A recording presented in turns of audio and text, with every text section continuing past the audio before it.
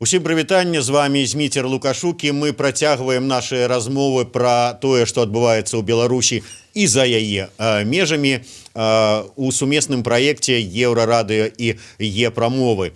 Беларусь патрабуе ад Польшчы выдаць стваральнікаў тэлеграм-канала «Нехта» Сцяпана Пуцілу і Романа Пратасевіча. У адказ Пратасевич троліць беларускія улады словамі, што ён гатовы вярнуцца ў Беларусь, але, праўда, выстаўляе свае ўмовы. Як жывецца і працуецца журналісту Роману Пратасевічу пад крымінальным артыкулам, і якімі былі месяцы працы на тэлеграм-канале «Нехта» у разгар вулічных пратэстаў у Беларусі. Пра ўсё гэта мы зараз і пагаворым. З намі на сувязі крымінальны аўтарытэт ад тэлеграм-супольнасці Роман Пратасевич. Вітаю, Роман. Прывітанне, Зміцер. Давай вось ад самага пачатку. Наколькі ўсё ж такі нечаканым стала для цябе вось гэтае патрабаванне афіцыйнага Мінска да уладаў Польшчы выдаць цябе, вярнуць цябе на радзіму гэтага здрадніка? Ну, насамрэч, моя першая рэакцыя была, калі я пабачыў гэтую навіну, я сапраўды вельмі моцна і громко пачаў смяяцца, бо кожны дзень мы жывем з тым, што ўлады робяць усё больш і больш нейкіх памылак, усё больш і больш у іх нейкіх недарэчнасцяў і так далее. Але зноўку жа, такія заявы могуць сведчыць толькі аб адным, тое, што такім чынам улады, безумоўна, распісваюцца ўвогуле ў сваёй немагчымасці нешта рабіць, і яны дагэтуль працягваюць шукаць нейкіх лялькаводаў. Яны дагэтуль думаюць, што вось калі некага знайсці ці пасадзіць, ці калі кагосьці зрабіць вінаватым, то пратэсты скончацца. Але насамрэч гэта не так, і проста вельмі смешна насамрэч назіраць за тым, як вось гэтыя чыноўнікі з такімі, я б сказаў, нават казённымі мазгамі працягваюць рабіць вось такія вельмі недарэчныя і смешныя рэчы. З аднаго боку, можа быць, смешна, не смешна, але з другого боку, ці было такое, можа быць, дзесьці пачуццё, я не ведаю, там, гонару, што вось, цэлага мяне, ажно ўся сістэма праваахоўная Беларусі спрабуе вярнуць на радзіму, што я тут успрымаюся як пагроза рэжыму.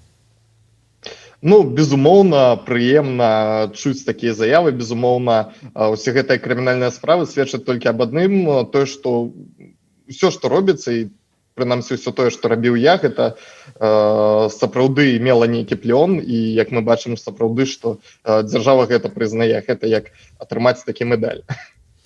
Давай, можа быць, сапраўды да ось гэтай тэмы. Улады і так званыя сілавыя структуры вінавацяць тэлеграм-каналы ўвогуле і асабліва тэлеграм-канал «Нехта» і асабліва Сцяпана Пуцілу і Романа Пратасевіча ў тым, што ледзь не яны вінаватыя ў тым, што адбываецца апошнія 100 дзён у Беларусі, а можа нават і больш, чым 100 дзён, маўляў, і можна вас прыпісаць і да стварэння нейкіх актыўнасцяў падчас выбарчай кампаніі. Чым займаю? Ўсё ж такі, ці можаце вы сказаць, што да, вы прыклалі руку да таго, што адбываецца штотыдзень на вуліцах і Мінска і іншых гарадоў Беларусі? Так, я безумоўна пагаджуся з гэтым. Было б досыць смешна адмаўляцца ад таго, што сапраўды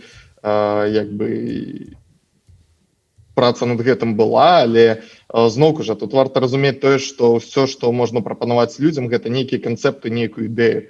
Зноўку можна казаць аб тым, што немагчыма лялькаводзіць неяк падчас пратэстаў, падчас таго, калі сапраўды няма інтэрнэту, няма нічога, то бок сувязі з людзьмі няма, і ўсё, што адбываецца далей, калі так казаць, на месцах, гэта ўжо цалкам ініцыятыва людзей, і людзі самаарганізоўваюцца, мы таксама гэта бачым.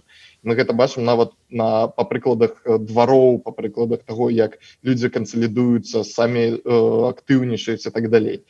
А ў тым, што тычыцца, зноўку ж, усялякіх заяў уладаў, вельмі смешна чуць тое, што дык што гэта атрымліваецца, што мне 25 год, Сцяпану 22, дык мы такія двое 20-гадовых хлопцоў, руйнуем сістэму, якая была 26 год, і якая, ну, таксама закалялася 26 год, прычым сістэма не дэмакратычная, а цалкам, як мы бачым, цалкам міліцэйская, цалкам сілавая. Ну, пра гэта проста смешна чуць.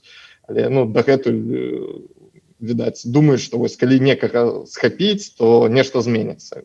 І такое адчуванне, што ўлады жывуць проста ў іншай рэальнасці.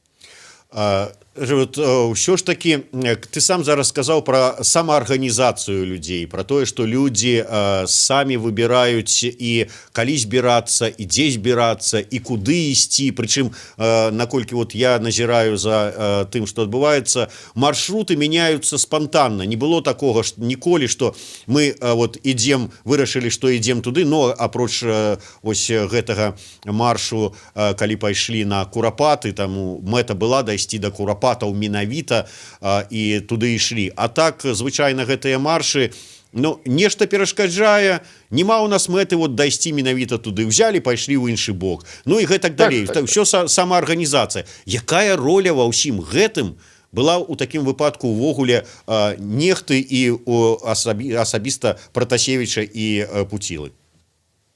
Ну, хутчэй за ўсё, папросту мы былі першымі і адзінымі, хто сказаў, што трэба выходзіць на пратэсты, і прапанавалі варыянт, як гэта зрабіць. У гэтым сапраўды роля, папросту, калі ў краіне сядзяць амаль усе магчымыя рэальныя спікеры, лідары і гэтак далей, папросту быў такі момант, што мы разумелі, што, ну, калі мы не скажам нешта, то наўрад ці нехта ўвогуле нешта скажа. І мы проста адчувалі адказнасць. Ну, не магу казаць за Сцяпана, але мы працавалі разам, і я думаю, што ён адчуваў адказнасць не менш, чым я. І мы разумелі, што нехта павінен гэта сказаць. І нехта не ў сэнсе там нейкага тэлеграм-каналу, а нехта ўвогуле як хоць хтосьці павінен. Вось, таму я думаю, што ў гэтым вся сутнасць, і папросту мы прапанавалі людзям такі найбольш просты варыянт. Вось усё. Таму так, калі ўжо там казаць пра нейкую адказнасць, сапраўды часам я адчуваю сваю адказнасць за тое, што адбываецца на вуліцах Мінска, але зноў кажу, варта разумець, што усе, я думаю, хто працуюць, усе, хто зараз робяць нешта на карысць Беларусі, такім чынам таксама могуць адчуваць адказнасць, бо як бы рэвалюцыя ў краіне адбываецца, і ўлады ўсімі сіламі супрацьстаяць гэтым, і гэта нармальна. Што ты маеш пад словамі, маеш на ўвазе пад словамі «адчуваю адказнасць»? Я што маю на ўвазе? Вот глядзі, падчас апошняга вот нядзельнага маршу, калі там жанчына адна пытаецца у чалавека ў чорным пра тое, што хто забіў нашага Рамана Бандарэнку, ён у адказ праз мегафон ёй крычыць: «Ваша Ціхановская яго забіла». Так і ў дачыненні да вас, вот, ну, вот, калі з пункту гледжання ўлады, вы тут, можна сказаць, лялькаводзіце і ввогуле арганізавалі ўсе гэтыя пратэсты, ўсе гэтыя вулічныя акцыі, то атрымліваецца у той же самы мегафон можна крычаць, што хтось біў, асудзіў і пасадзіў на суткі 25 000 беларусаў. Пратасевіч з Пуцілам, гэта яны вінаватыя. Вот такую адказнасць за гэта, ці што ты меў на ўвазе пад адказнасцю? Адказнасць за тое, што адбываецца, але з іншага боку варта разумець, што я думаю, што кожны чалавек у Беларусі, у тым ліку той, які выходзіць на пратэст, у тым ліку той, які не робіць хоць нешта дзеля таго, каб увесь гэты кашмар з боку сілавікоў найхутчэй скончыўся. Я думаю, што хіба кожны адчувае таксама адказнасць за тое, што адбываецца ў краіне, кожны можа адчуваць у нейкі момант сорам, нейкую жалобу і гэтак далей. Таму гэта цалкам нармальна. Вось Георгій К. пытаецца: Роман, ці ёсць у вас контакты з Ціхановскай, Латушка, Вячоркай? Ці выпрацоўваецца нейкая сумесная стратэгія і тактыка? Ну і пытанне самае галоўнае, якія творчыя планы? Ну, скажем так, перш за ўсё варта зразумець, што зараз амаль уся супольнасць, я маю на ўвазе, па-першае, уся супольнасць беларускіх тэлеграм-каналаў працуе разам. Я думаю, што гэта і так зразумела, бо мы ўсё можам пабачыць, як, напрыклад, нават нейкія новыя планы пратэстаў, яны з'яўляюцца на ўсіх каналах адначасова, і гэта таксама ўжо аб нечым кажа. Вось тое ж самае тычыцца ў прынцыпе нейкай супрацы з усімі палітычнымі асобамі, якія таксама зараз прымаюць актыўны ўдзел у палітыцы. То бок ёсць агульнае сумеснае бачанне, ёсць агульнае разуменне адзін аднаго, то бок я не магу сказаць, што ўсе з усімі там папросту там вельмі плотна працуюць, але насамрэч, як мы можам бачыць, ўсё досыць сінхранізавана і нейкіх вялікіх праблем і дыскамунікацыі няма. Вось. У тым, што тычыцца нейкіх маіх творчых планаў і гэтак далей, я працягваю працаваць на карысць радзімы, я працягваю працаваць над тым, каб все нарэшце стало добра, і я папросту зараз займаюся такой менш медыйнай працай, але я нікуды не знікаю, я працягваю актыўна працаваць, і все добра. Роман, все ж таки, вот давай нарэшце скажем людям праўду, тому что шмат было словаў про тое, чаму ж ты ўсё ж таки сышоў з такога паспяховага, магчыма, але найбольш буйнога тэлеграм-канала, такі добры ўсё ж таки праект, удалы, як нехта, вот сышоў. Чаму сышоў? Вот давай не ўсё тое, што ты казаў раней, а ўсю праўду, гледзячы ў вочы і сыходзячы з таго прынцыпа, класікі ж казалі, што мужчыны, хлопцы могуць пасварыцца з двух нагодаў: з-за жанчыны альбо з-за грошай. Вот што стала прычынай? Я скажу адразу, што ніякіх канфліктаў там звязаных з грашыма ці з нейкім там перадзелам улады ці з нейкай знакамітасцю, якая вось абрынулася на праект, увогуле такога няма, і мне просто вельмі забаўна чытаць вось нейкія такія словы ад нейкіх там экспертаў і аналітыкаў, тому што насамрэч ніякіх такіх канфліктаў не было.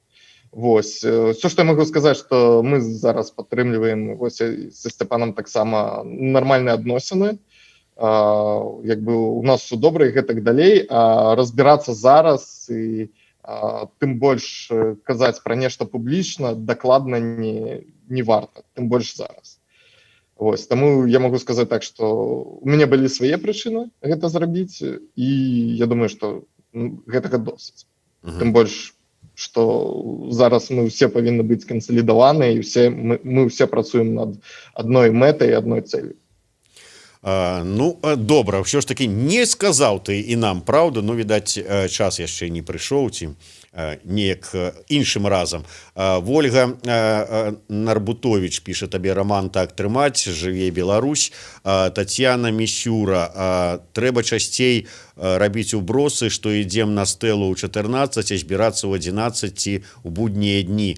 Ну і гэтак далей. Вогуле, як ты лічыш, ўсё ж таки, калі ўжо ўсё ж таки лічыць, што менавіта вы там распрацоўвалі тактыку і маршруты вулічных акцый, зараз шмат гавораць пра тое, што трэба мяняць тактыку, трэба мяняць фарматы, карацей кажучы, ўсё трэба мяняць.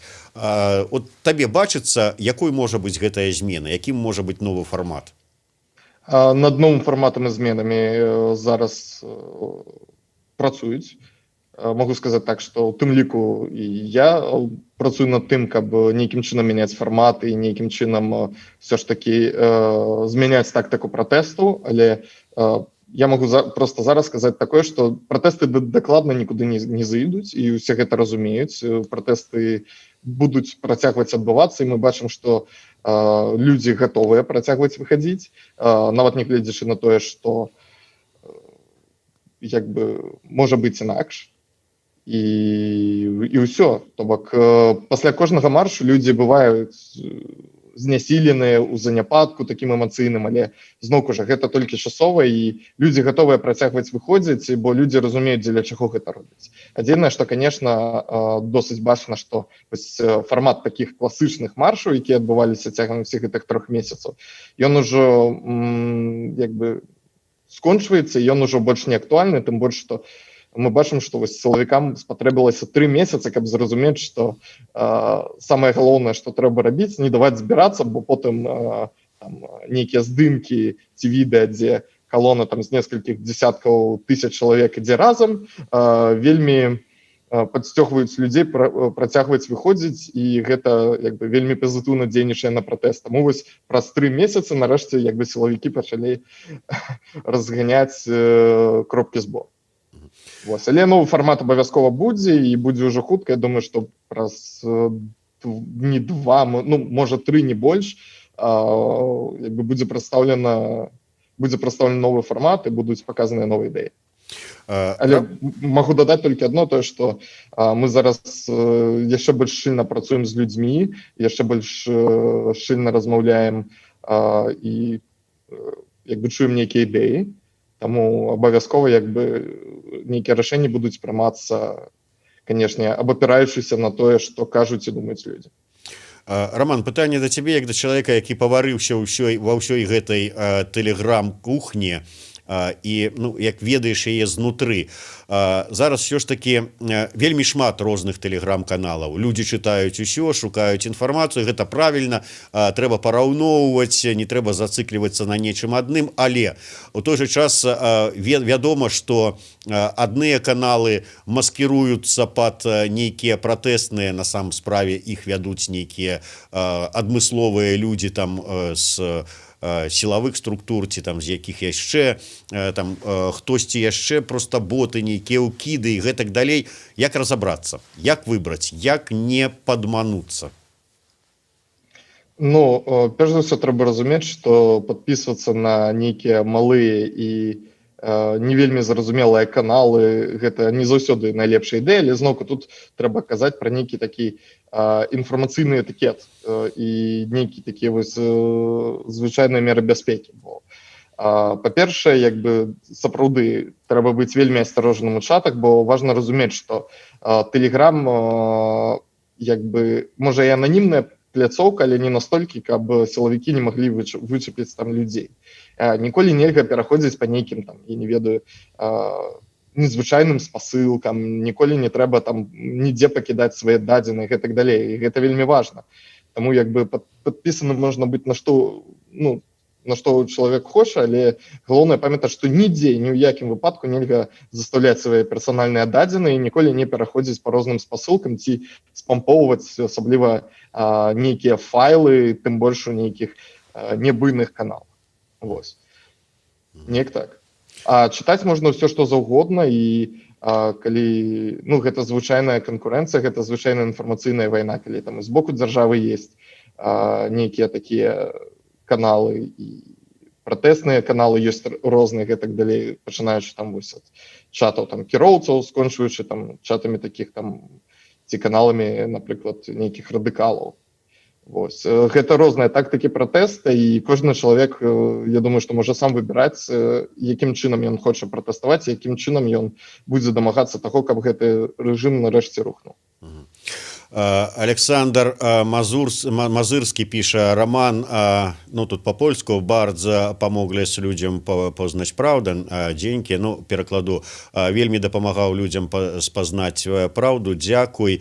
Але скажи, вот наколькі ўсё ж таки і вы там бывала пракалываліся, ну у той час, калі ты працаваў на канале Нехта, вот ўсё ж таки шмат, я так разумею, вам дасылалі рознага контенту. Ці атрымлівалася ўсё праверыць, ці ставілі ўсё, ці не было такого, што закінулі, а потым высветлілася, што вас, может быть, падставілі, як это кажуць?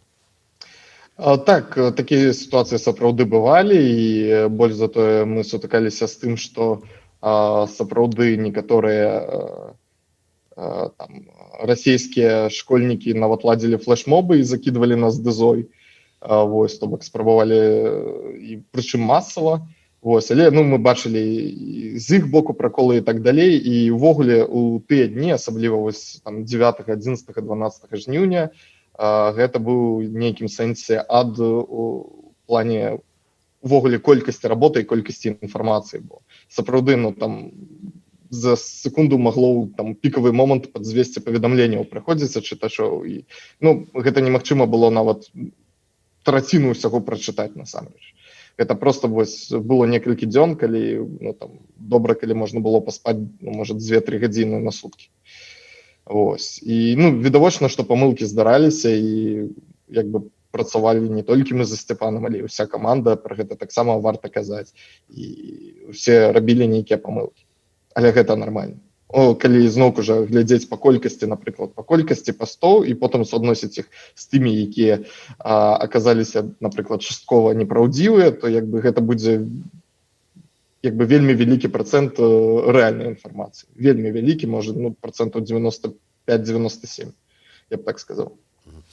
Роман, ну і на заканчэнне, ўсё ж таки ты у адказ на патрабаванне афіцыйнага Мінска выказаў згоду вярнуцца ў Мінск. На якіх умовах?